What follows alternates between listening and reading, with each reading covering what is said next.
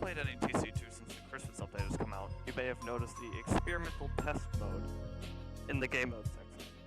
This mode adds several things, that being new weapons, which are experimental, obviously, changes to existing weapons, and really dead circle.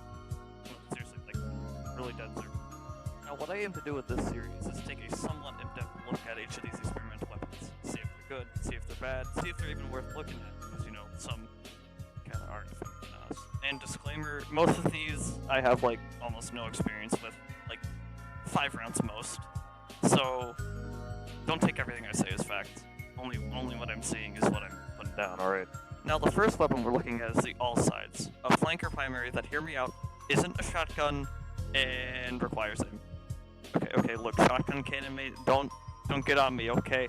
This isn't my fault, but hear me out for a second. So as previously mentioned, this isn't a shotgun, which means it fires singular rounds with a fire rate of which compares to the stock agent revolver, which isn't a bad fire rate, honestly, for the damage it deals. But similar to shotguns, it has to be around point-blank range to do a decent amount of damage. For example, if you're about the length in between each side of the point on Gorge, deals about around 50-60 damage, somewhere in between. But take a wider gap like the point on Sawmill, for example. Does around early to mid-30s, maybe 20 if you're unfortunate enough. That being said, the damage really isn't bad, considering you 3-shot things like flankers, mechanics, spies, 2-shot kunai spies, you know. The damage output is really good if you aim it right. Now, when it comes to things like heavier classes, like Trooper and Annihilator, I just recommend not interacting with them as much when it comes to this, considering you can't do damage as fast. Maybe Brute, if you're quick enough on the draw, but frankly, I just don't recommend interacting with them unless they're not that good at aiming. Now, that's not to say that contending with heavier classes is out of the picture entirely. It's okay to do so during things like team fights or while they're distracted doing something else. For example, like picking off on your teammates, but unless you're some kind of artful dodger or have a decent amount of cover around you, I just don't recommend it. But most of this is just general flanker stuff. Like, you obviously want to get to them while they're distracted and pick them off because, you know, you're a lightweight class. But, you know, I feel like a lot of differences could be made considering, you know, it's not a shotgun. You don't do as much damage to enemies in one shot as, you know, shotguns, duh, but, you know. I feel like the real difference maker with this weapon is like the amount of distance you can have between you and your enemy. Like, you can still do a decent amount of damage to things like marksman if you're at mid-range and stuff like that, and it's not a direct fight. You can take, like, if it's a team fight or something, but it opens up a lot of opportunities, especially with your mobility. Get to higher places and, you know, spray at them a bit, you know. It's really interesting, honestly. Because flanker's like this close range, get up in your face class, but with these, you can be at, like, farther in the back line now. You can stay by the dispenser a bit more where you're attacking the enemy, head towards your nest, something like that, you know? It's... Plus with the whole verticality thing, going on with that, like getting up to high places, being able to attack people while having that cover, and them not expecting it, it's great. It's just so much better than, like, instantaneously dying when you get up and involved and directly killing them with something like Blue Para. But that's just me. Because I feel like it could also improve something like how long Flanker lives, like his survivability, because he's not being dealt as much damage as he's giving out now. Because if you're, like, 1v1ing a Flanker with a shotgun, for example, you're farther away, you're taking less damage. That could be the thing that wins you that fight, and you can go run off and heal.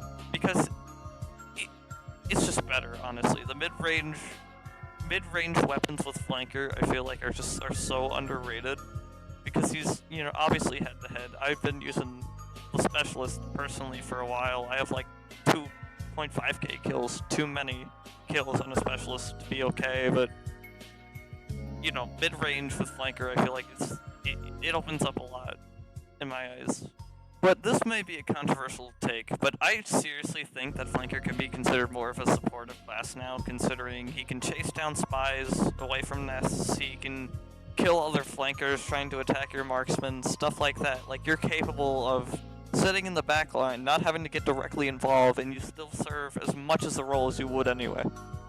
Because you can be more relaxed now. You can tag people with Mad Milk, heal other teammates, not have to almost die in the process. You can sit up there, farming health, helping out your NG with spies if you need to. Sometimes other flankers try to, flank. It's in the name, but like, stuff like that is not a typical flanker thing, because you want to be up in the enemy's face, you want to be killing everyone you can, you want to be capping points as fast as you can, but you could do all that and more with the risk of doing a little less damage on direct hit.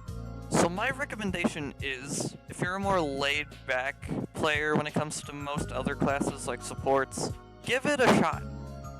Give it a shot, because if you want to have like basically a support with more offensive capability, then I recommend at least giving the all sides a try. Run a few in experimental, populate those servers, actually be able to try the weapon a decent amount. Because I really think it opens up new opportunities for flanker as a class, and honestly, it's useful, alright? That range, it will give you a lot, trust me. And trust me, as a flanker main, I know you want to be aggressive, but at least also try being a bit supportive. Being slightly in the back line, helping your teammates, NGs, occasionally with spies, other flankers trying to attack marksmen, stuff like that. Like, at least try to be a bit more relaxed as a flanker. I know it's really hard, and trust me, I played enough flanker to know that, but like, give it a shot. And at least just try experimental as a mode. Like, it's an interesting concept. Like, play it a bit, tell Raw what you like, see if we can possibly get into the game, because there's a lot of stuff here that, mechanics that haven't really been seen a lot, and it would be really interesting. And frankly, these servers are dead, and if I'm gonna keep making videos like this, I need footage, okay? Alright, like, I need our opera experience. I'm not saying this just for me, just try the mode, alright? Just give it a thorough shot, try out some weapons, see what happens from there. If any of you want to see me ramble like this again about more weapons, let me know which weapon you want me to cover next, because I'm gonna keep doing this. I want to cover more experimental stuff. It's really interesting, and I just want to get an opinion out there, considering not a lot of people are covering this stuff right now. So, just let me know what you want to see next, alright? And I'll see you during the next one. I need to get this out, so see ya.